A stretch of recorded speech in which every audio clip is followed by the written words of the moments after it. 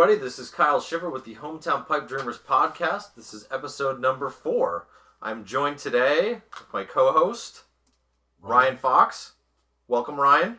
It's nice to be here, finally. We are also joined by my guest, Owen McCuen, the champion of Make Pretend. Hey, everybody.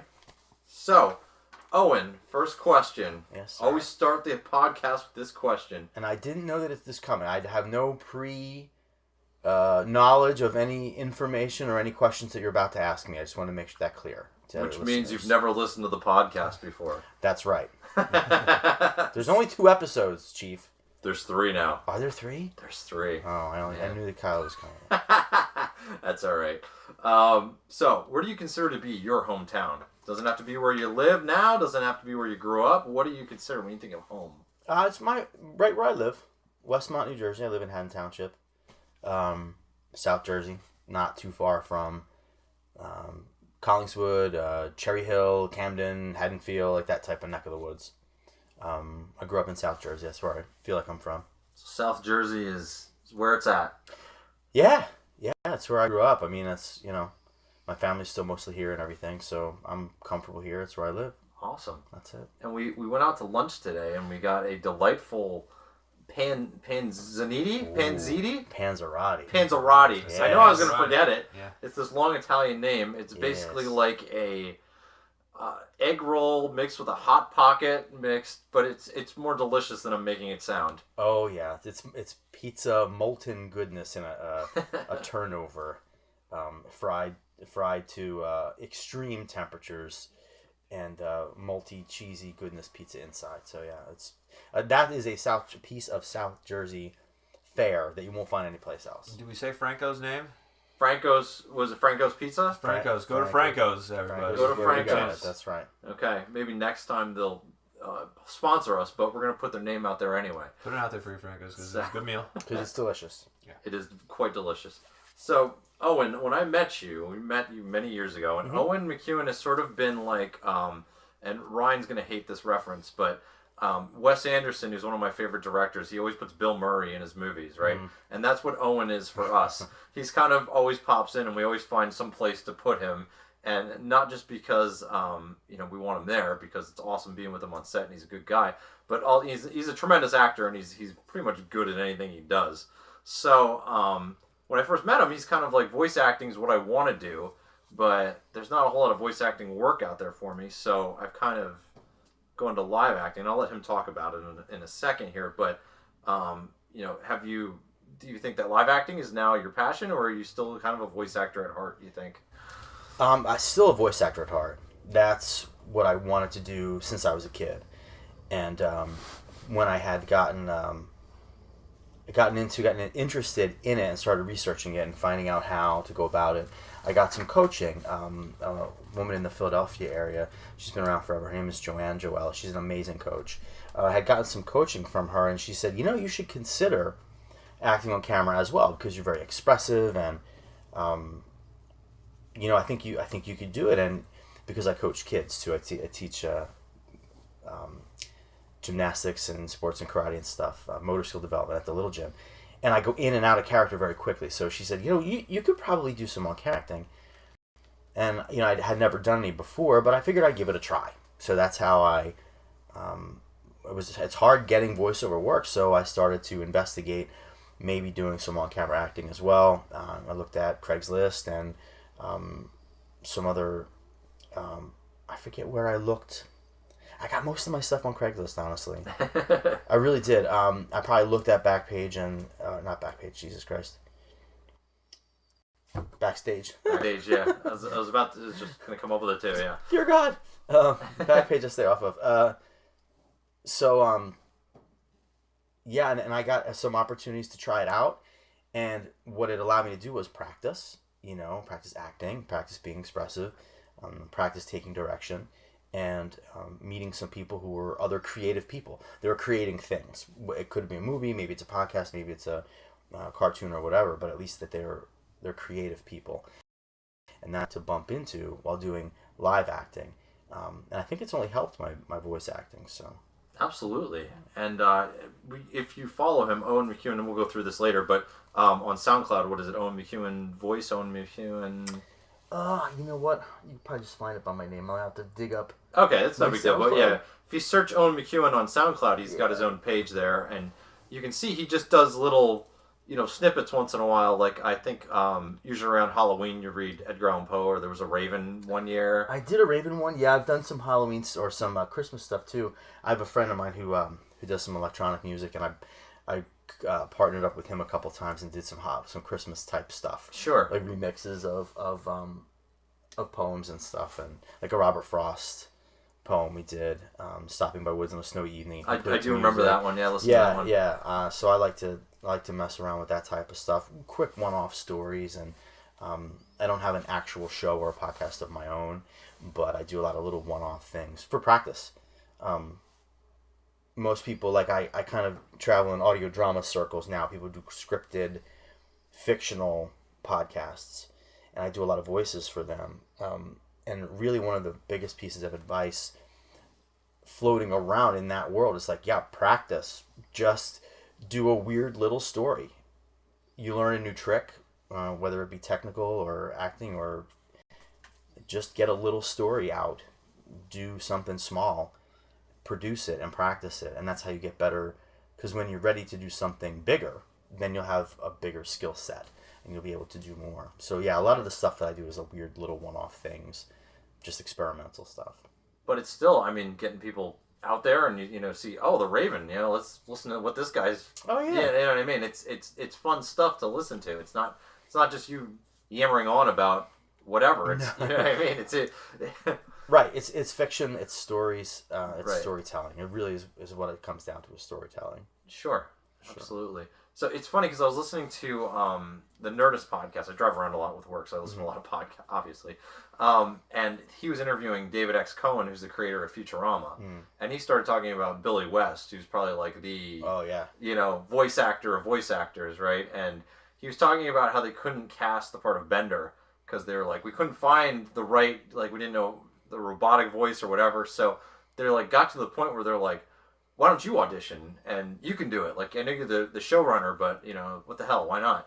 And he's like, I learned on that day that voice acting is not just you speaking. Oh, you know what I mean? There's a lot more to it. So he says props to voice actors out there because to change your voice and then maintain that change. Yeah. I mean, even if you're like hanging around with your friends and you're trying to do a British accent or something, and that's all acting, but trying to maintain that for more than a few lines is difficult. So it is challenging. Yeah, it can be tricky. I usually go when I create an original voice for a character, when I'm doing some lines for someone else, is I start with kind of an impression, right, of a famous person, a celebrity or whatever, because it gives me something to fall back to. Sure. If I lose the character voice for a minute, I can go back and watch a YouTube video or listen to a clip and say, right. Oh, right, that I remember now. So you start with that impression. And then I might add another piece. Like it might be, this character, then I'll throw in a bit of my uncle. Or this character, but I'll make him sound drunk. Or, Sure. And so that's how I kind of start with voices. How I try to stay in character all the time is have a reference point. Sure. When you say you go to a famous person or you go to an actor or something, any specific ones you go back to more often than not to kind of base it off of? I don't think anybody. No, sometimes the story will bring itself. Okay. It'll kind of show it to me. Like I just did some lines for a character. The podcast is called Edict Zero FIS. It's a very hardcore cyberpunk dystopian sci-fi kind of audio drama, and the character he's like a mad scientist kind of guy, and so the two voices that were competing for my attention were Doc Brown. I was gonna say, yeah, and the Wizard of Oz. Okay. Like the Wizard. Yeah. All right. So I started with Doc Brown here. And then I added a little bit of the Wizard. So he comes up like that. It's the two guys to mix together. So it gives me, if I can kind of keep that, the range will, it's weird. It's a weird voice because it's kind of going back and forth between two characters. But those were the two that popped into my head, and those are how, right. That's where I got that character from. So everyone's a little bit different. So I don't go back to anyone in particular. I don't think. Okay. So, like, when you're making, for example, The Raven was one that you read. Mm-hmm. Like, you kind of did, like, the spooky sort of, I'm trying to remember the voice that you used. Like, how many takes does that take? Can you, like, come up with the character and then just go, okay, I got it, I'm good to go? Or is it like you start doing it and go, you know what, that's not quite right, I need to adjust that? Yeah, I'll listen back a couple times. Sometimes I'll realize halfway through that it's not sounding right, and I start over. Sometimes it's not a particular voice, but it's more of an accent. Like, it's kind of that affected American English, like Northeast regal Hollywood. It's a thing. I forget what it's called. It has a specific name. It's not the Atlantic one. Something like oh gosh, I should know. The Atlantic one's like what they used to speak like in old movies, like.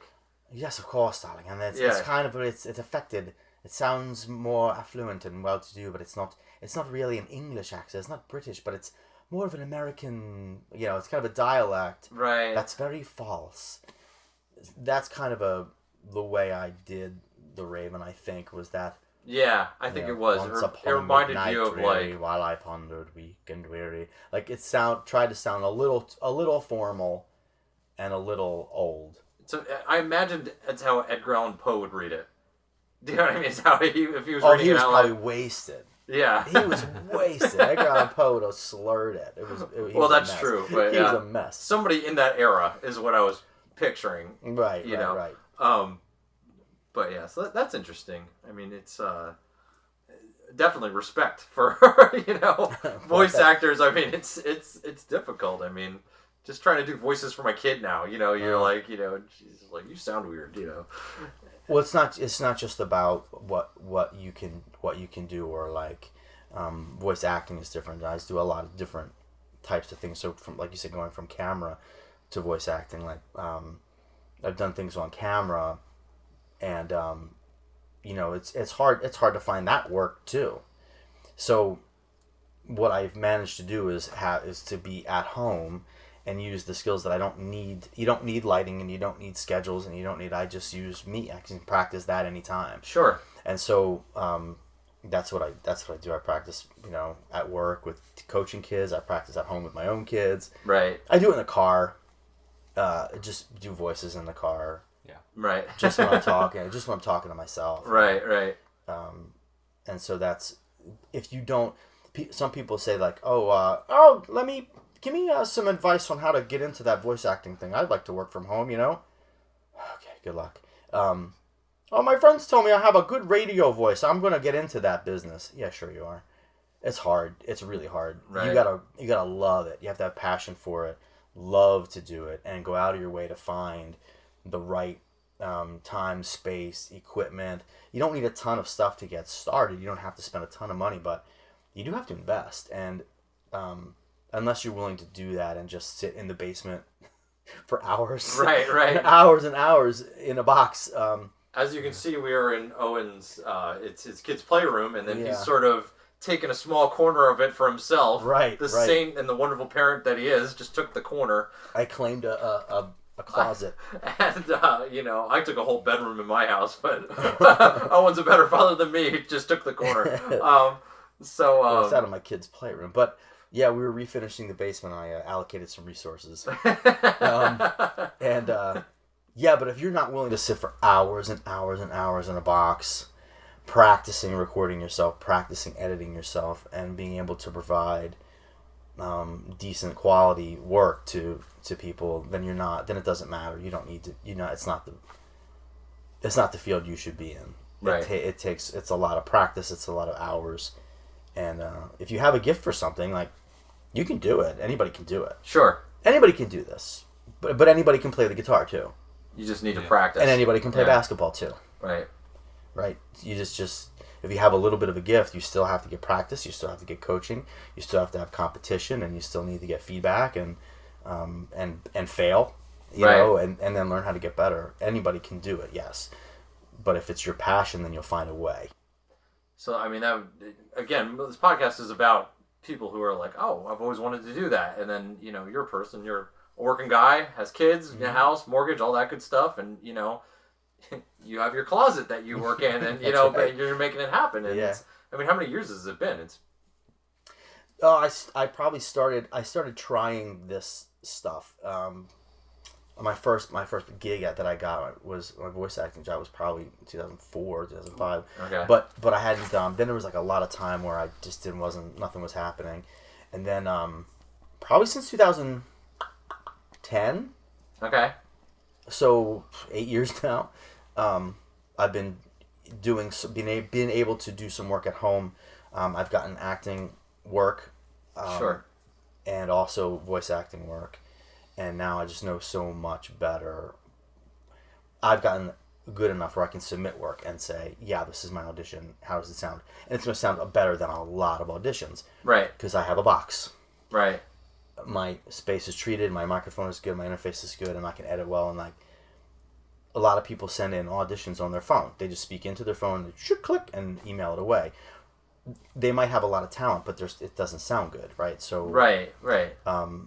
so I've managed to come to the point where after 8 years, I'm getting work now that's paid. Right. I can get a few things now that are say, hey, I'm gonna reach out to Owen and see if he wants to do this job. It does pay a little bit. Would you like the job? And I'm like, yeah, that's great. Sure. Because it's my path. It's what I want to do. Right. I can do it well, and I'm going to get paid for it. That's pretty awesome. To get paid for what you love to do is the dream. It is the dream. Yeah. So to somebody just starting out, your advice would be, if you're passionate about it, just keep going. Yeah. And invest in some good recording equipment, basically. Yeah, I mean, I would say invest in a good space. Okay. That's even bigger than having the right microphone or software or hardware. If you're in a space where you record and you're trying to record something and you hear dogs barking. I don't mean my dog, like my dog is in my house. Right. When my heat goes on or the sump pump goes on or, some furniture's moved, I hear it, right? Right. It's not a perfect studio. But when I shut the door, I can't hear lawnmowers outside. Sure. I can't hear airplanes. Right? So if you're in a place where you have a lot of reverberance in your space and you hear every single lawnmower down the block, then that's where you should spend money. Just finding a nice, clean sounding space. Create yourself a space, yeah. Right. And it's difficult, but at the same time you can do it. I mean, I have an old house that's old brick, old wooden doors and stuff.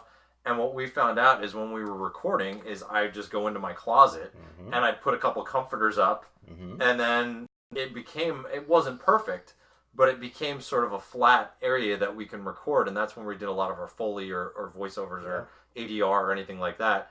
And, again, it's not a perfect space, but if you take the time to do that and figure that out, even if it's a closet, even if it's, slightly better, rather than sitting in your office with the window open with the lawnmower going outside, that's going to definitely make a difference. Absolutely.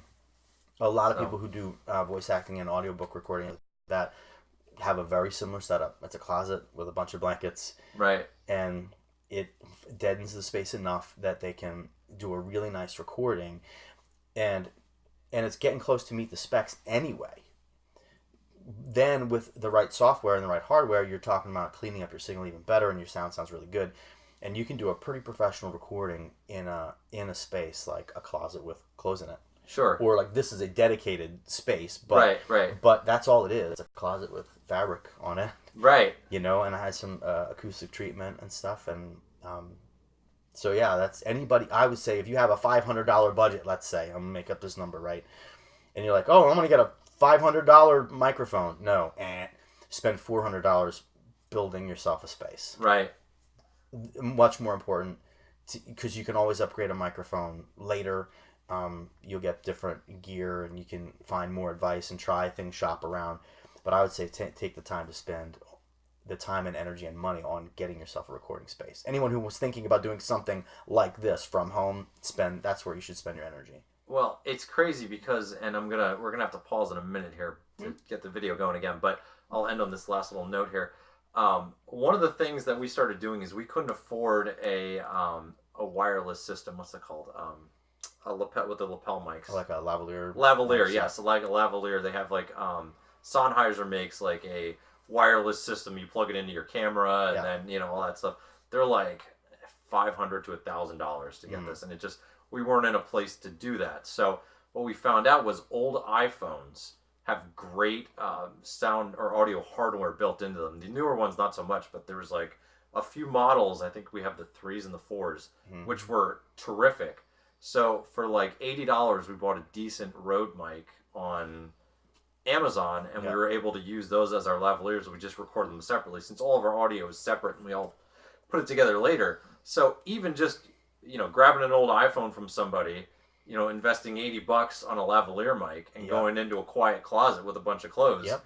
You know what I mean? That's, you're talking $100 to $200, and you're already improved versus holding your phone up to your mouth and, Yeah, there's a lot of innovation that you can do, and a lot of steps to take, and different ways to do it. But yeah, I would say you're definitely your recording space. If you're trying to record into an iPhone in a bathroom, you can't fix that. Right. You can't fix it. It's not going to sound good. It's trash. Right. So get yourself a good space, and you can tinker with recommendations as far as microphones, even borrowing some stuff or renting things to find out what's best for you. Sure. Yeah. Absolutely.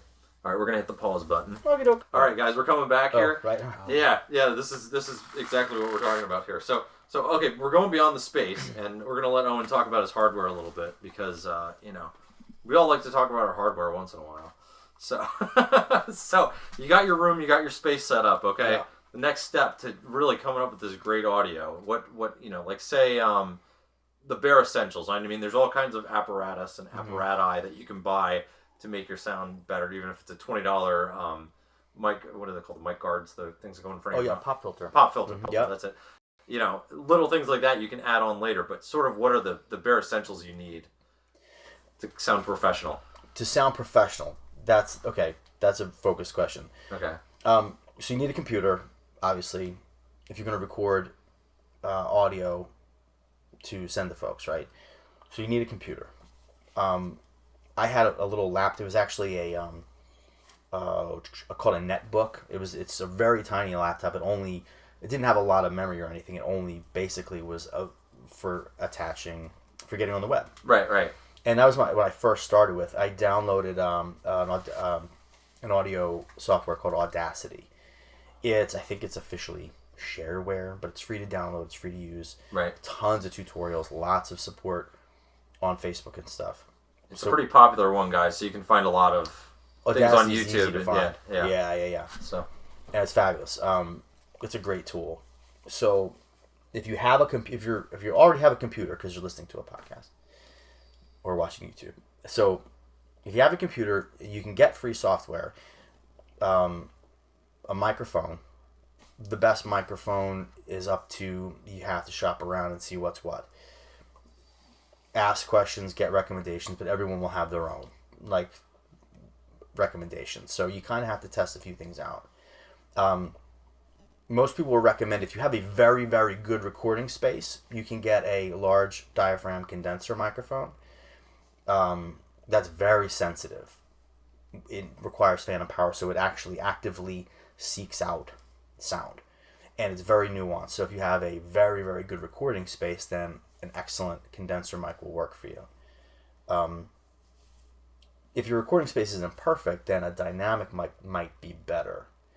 So the microphone I use is called an Electro Voice RE320.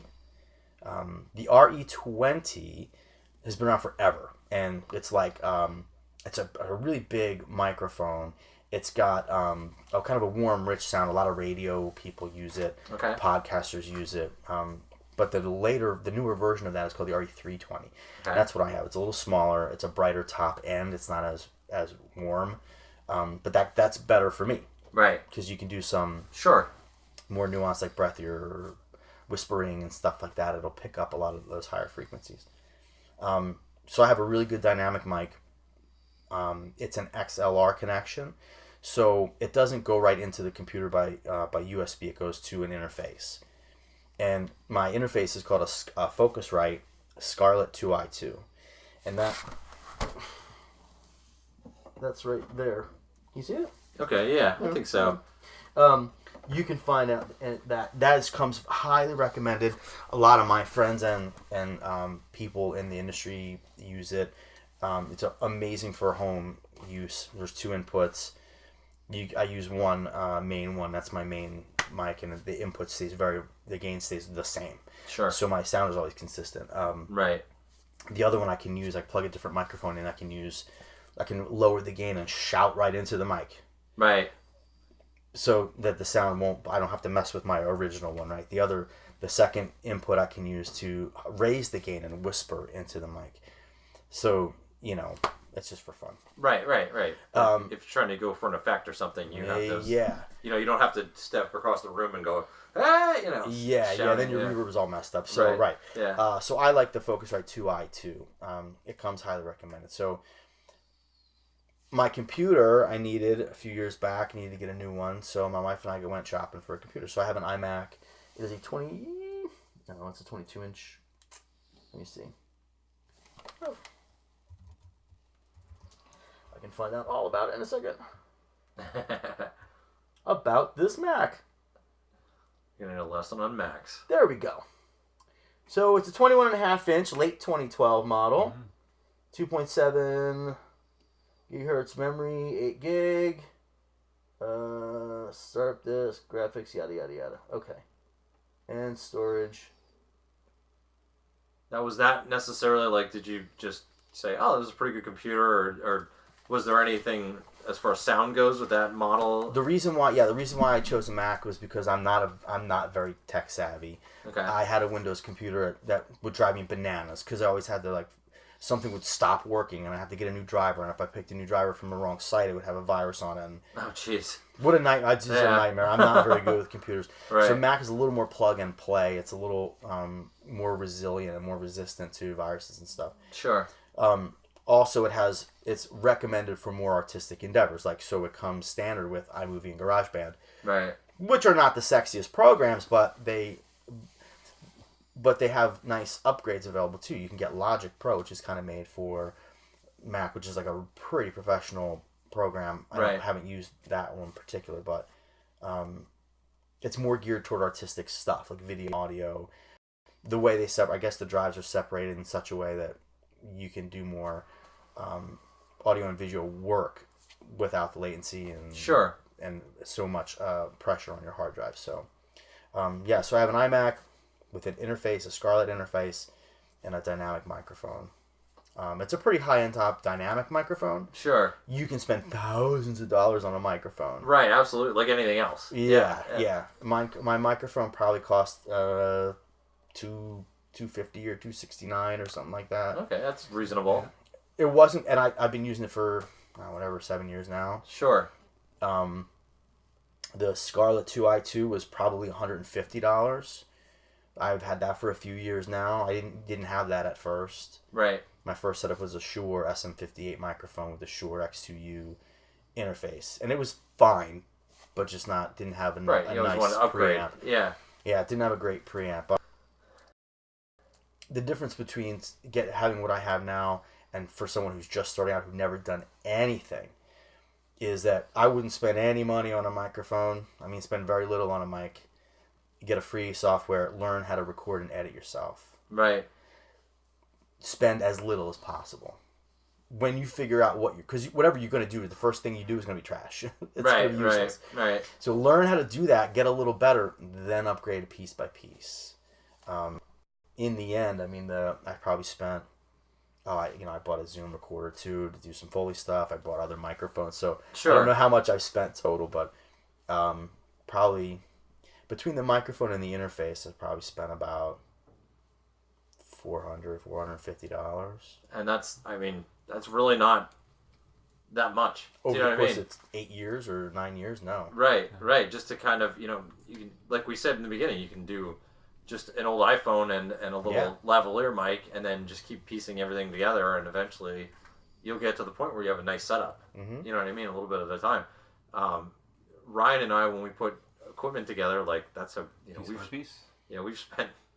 It's depressing how much money we've spent, but it's yeah. But every time I work with you guys, I notice there's one new thing, or one upgraded thing. Like you're always looking to get.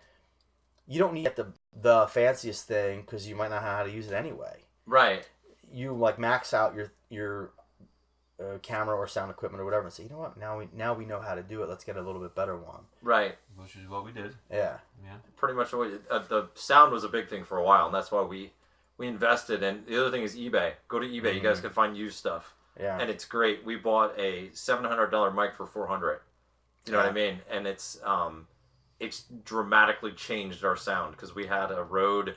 I know I've talked about this on other episodes. We had a Rode NTG2, and the difference between the 2 and the 3 is like, $400 or $500, but it's ridiculous the quality. Really? We struggled so much with sound, and a lot of stuff we shoot as out in the woods because the production value is free out there. Right. So but the sound was awful. But now we got a little cocky with this mic, and we were filming by roads and everything, and that sound just goes right out. It's crazy. Wow. Yeah. So it's the difference between a good and a bad mic. But again, you don't know what you're doing, so you buy a $200 mic. Yep. And then you figure it out, and then go, okay, we've gone all as far as we can with this. Yes. We need to upgrade.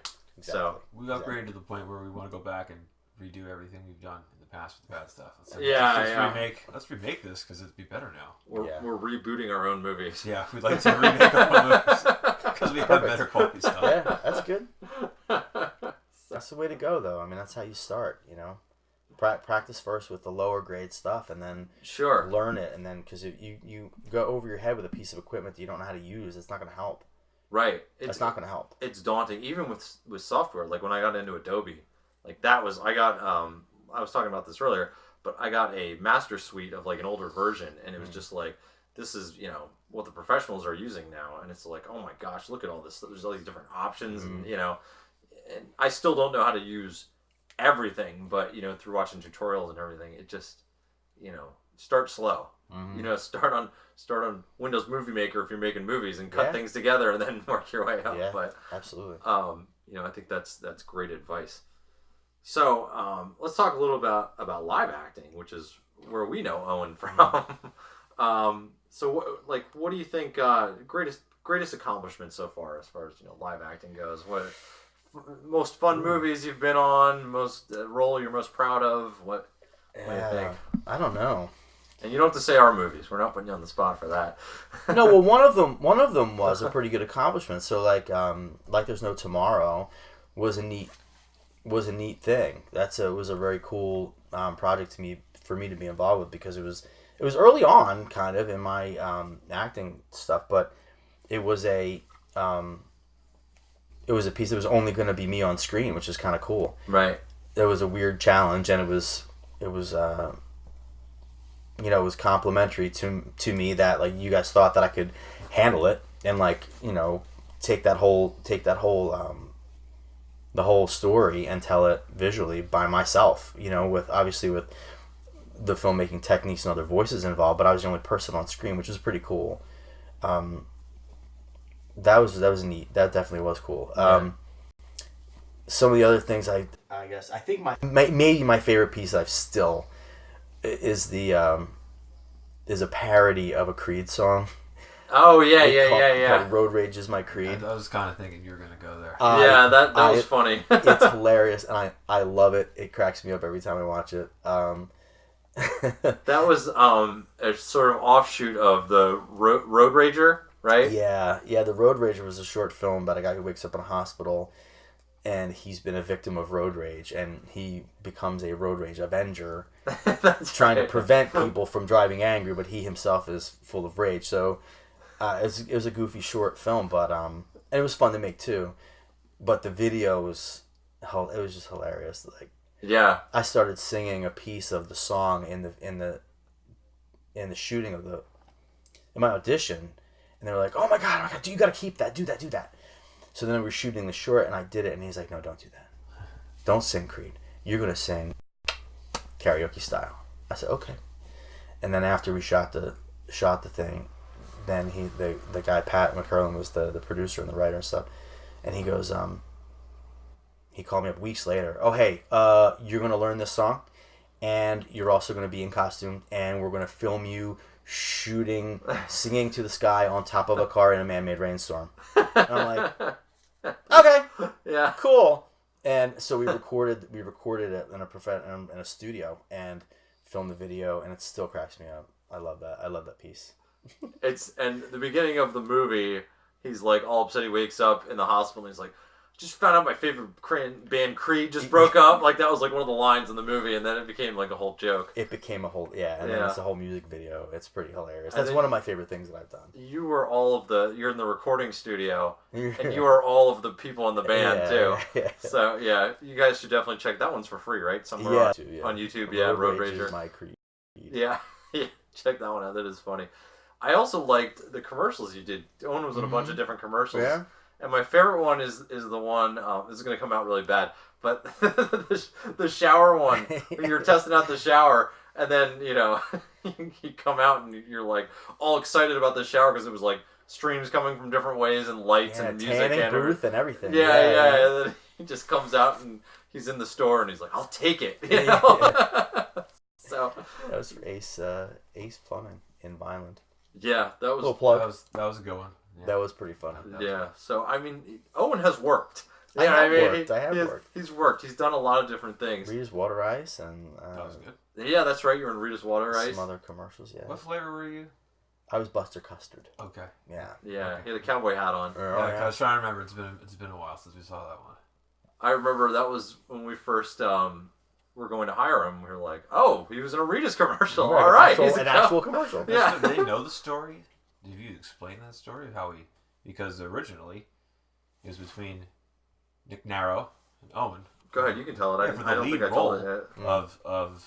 of Desolation. Oh, right. With Nick, because Nick was a smidge younger and kind of fit with the other person, Josh. But we liked him so much on the phone, sitting outside of Kyle Steele's mom's house in your car, talking to him on the phone. Yeah, I was in a parking lot of Wendy's or something. We were outside. We were just sitting there. Yeah. We were just like, he's so good. We kind of want to hire him. And then you did Like There's No Tomorrow. Yeah. It basically was for you because we liked you so much. And then, Right. Well, we kind of knew we had to put you in Desolation, so we wrote a whole, part for you for that, which was nailed. fun to do. It was fun to do too. That's a really cool piece too. Desolation, again, the production value was lacking in that one, which would have been great if we would have had the better mic, because that was the sound was, we spent so long to fix that sound, ADR and everything else. But yeah, we shot Desolation as a short film, and then we were like, let's just make it into a feature. So we went back and kind of reshot some of the short, and then kind of turned it into a feature. And then we put Owen in, and again, this was the voice acting. Like, we were like, we need you to do like a southern hillbilly type. You're like, yeah, no problem. Yeah. I got it. Yeah. No problem. Yeah. You nailed that. Yeah, that was we were sitting on the couch for one of your scenes with my ex now, but at the time girlfriend, and you're acting and you're going through this like dialogue, and she's supposed to come back to you. She's sitting there after her dialogue was done, and she looks over and she goes, "Man, he is so good." And I was like, "Yeah, we're filming still right now." Yeah, you're still in character, so is he. But we were both sensing like, this is like really good. That's just how it was. Like the dialogue was perfect. The accent was perfect. I remember being on set, and we'll try not to reminisce too much here because Yeah, I know. But on Like There's No Tomorrow. Like There's No Tomorrow, if you guys haven't seen it, is a movie all about a guy who's bitten by a zombie, and he has 24 hours left before he becomes a zombie, basically. Which, by the way, we did it before Schwarzenegger's movie. What was that movie called? Maggie, yeah. So, that, we were there first. But, either way, not bitter or anything. But Owen had to sort of give this monologue, which is the voiceover of the movie. And at one point, we kind of go back, and he records it on his phone like a little memorial to his family before he dies. And I remember sitting there. It was like pretty late at night till we got to that point, because on all movie sets, things go a lot longer than you intend. And I remember just being, like, legit depressed. Like, listening to him, like... And then, he's not an actor that's, like a method actor where he stays in character all the time. Like, he's done, I'm like, all right, I'm hungry, what are we doing? Like, it's just like, so, That was a cool project. I had a lot of good memories of that project. We did, too. And it was a small, obviously a small cast, small crew. It was just a few of us there, and it was kind of a fun weekend. It was in March. It was snowing outside. Yes. Yeah. It looked great. It was a good. It looked great. Yeah, it did. Great free production value as well. We did. Yeah, it was pretty awesome. So, let's go to this one. I like this question because we're running short on time. As always, I always run short on time when we start talking about stuff. Craziest death scene. Now, if you look for Owen's stuff on YouTube, he has a whole video clipped together of all of his deaths. Yeah. And I can tell you my favorite, but I'll let you say your favorite first. Oh gosh, yeah, I died a bunch of times. Probably I was in something that was produced by the gang at Stockton University or Stockton College, Stockton State College, Stockton University. Stockton and Galloway, and it was called the Dead Awakening, and it's a Walking Dead tribute show about a college campus that gets infected. I remember I did watch that one. Yeah, I played kind of a douchebag professor, and one of the students comes in late, and I'm just being a jerk to her, and she bites me on the throat and tears some flesh out of my neck, and blood spurts everywhere. That was kind of a fun one. I enjoyed that one. I enjoyed that one quite a bit. I like the one, I don't remember, I don't even know if I saw the whole movie that it was from, but somebody's beating you in the head with a hocky stick. No, yeah. It's just like... That was a short film called The Traveler. Okay. It was a cool... that was a neat little sci-fi story, and I have some friends now, still, that was one of the first things I ever did. That was one of the first things I ever did back in the day, and I had... it was like 2010 or something like that, and and I met some friends on that set that I'm still connected to, right? Like Facebook and stuff. But yeah, that the woman's name was Shoshi Ruth. She beat the piss out of me with a hockey stick and killed me with a hockey stick. Yeah, I just remember her beating on your head, and it was almost comical. It was good. Yeah, it was like. Like just good. Like the little CGI blood in the air. It was good. Yeah. It was obviously lower budget, but it was just funny the way that it just the hockey stick hit your head. It wasn't like a big booming impact like in blockbuster movies. It was just kind of this little sound effect. Yeah. I'm sure it wasn't supposed to be funny, but it always made me laugh in the context of your dying videos. But that was a good one. Anyway, so. Let's what are your goals here? Like, what's kind of the end game here? Like, if you woke up tomorrow and you got exactly what you wanted. I mean, as far as any kind of performing goes, I guess, is to be involved in something that really reaches people, and my philosophy of kind of earning your stripes and getting noticed in the business at all is to do a good job. In the beginning, people work for free. They just do. Sure. It's like an internship. You got to learn how to do your craft, and you got to practice and get to know people and stuff like that. And eventually someone will notice that you're pretty good, and they might have a couple bucks to throw your way, and you do a little paid thing. And then you work your way up. If that thing is good enough, then enough people see it, and someone else might recognize you, and you do another thing. So, like, the end game, I guess, is to be in one really good thing that people will remember you. Sure. Whether it's a movie, acting in a film, or even a voice acting in a film, or doing a piece of audio fiction or audiobook that people will talk about and say, "Oh, I remember that guy. He did the voice of that thing," right? Remember me and talk about it later in a good way, like, to leave an impression. When that happens, I think that if something that big happens to me, that important, then someone else will see it and pay me more money to do more stuff. So your immediate goal is just to get that one thing. To get something that's really effective. Yeah. Right. Yeah. And I think we're kind of in the same boat as well. Just trying to get something that resonates with people and you can really get it going. I'd love to be like I've not seen. This is gonna sound like it's hate, and it's not hating. I've not seen the Guardians of the Galaxy movies. I know people are gonna beat me up for that. But Brian's shaking his head. But I see, like, Vin Diesel plays Groot. Right? Yes. But all he says really is, "I am Groot." And he doesn't even say it. The voice is processed anyway. Right.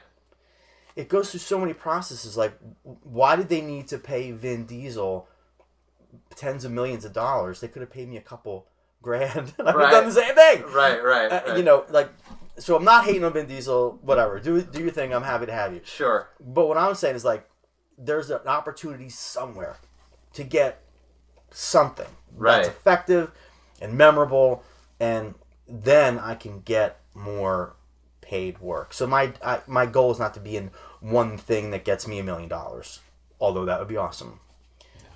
My goal is to get a couple bucks for something that people love. Sure. And then someone else will notice the kind of work that I do and pay me a whole lot of money. Right. To do something else. Like, that's the far end goal. The short term goal is to just do something that people love. Sure. Yeah. And you certainly are working towards that. I mean, doing everything you can. So, guys, check out Owen and his most recent short film. It's called Finding Huey. Excellent. It's a noir. That's awesome too. Yeah, I love that. I was like, I watched it. I should have watched it on my TV when I got home. I watched it on my phone in my work truck the one day, and I'm like, this is awesome. Like, sometimes you don't know what you're getting with. Oh, there's the alarm. Are we still going? Yeah, we're still going. Okay, we're gonna ignore that. Okay. Yes, Finding Huey, great movie, great noir movie. Sometimes when you watch these short films made by people like us, like, they're hit or miss. People are making these for $100 or something, and whatever. Maybe they don't have the capabilities, and I'm sure people have said the same thing about our movies. But that one, I genuinely was like, this is good. This is really cool. Like, I wish more people would see this one. I'm glad you liked it. But, did you watch The Sandwich? Have you seen that one? I didn't see that one yet. I know you were talking about it on the set. Wild. Yeah, The Sandwich. And you can probably find links to all this stuff on your page, right? Yeah. Which is what I'm getting to next to promote yourself here. You got Owen McCuen on YouTube, SoundCloud, Twitter, Facebook. Yeah, I'm around. Yeah, my name is Owen, Owen, McCuen, McCuen. Yeah, you can find me. I hang out a lot at Twitter. You probably the one. I have more than one account, but you could probably use this one, Owen McCuen Quest. That's one I like to tinker with the most. Okay. Yeah, I can. From there, I'm on. You can find my other stuff like Instagram and Facebook and whatnot. Sure. I will also include links on both the SoundCloud page as well as the YouTube page for you guys to click on that as well. So awesome. Owen, thank you so much for being on the show. Thank you guys for having me. Yeah, well, thank you for coming here. No problem. Thanks for having us. We like to display your studio, your corner studio, and that's kind of what we do. So, awesome. All right. Very good. Thanks, guys. Yep.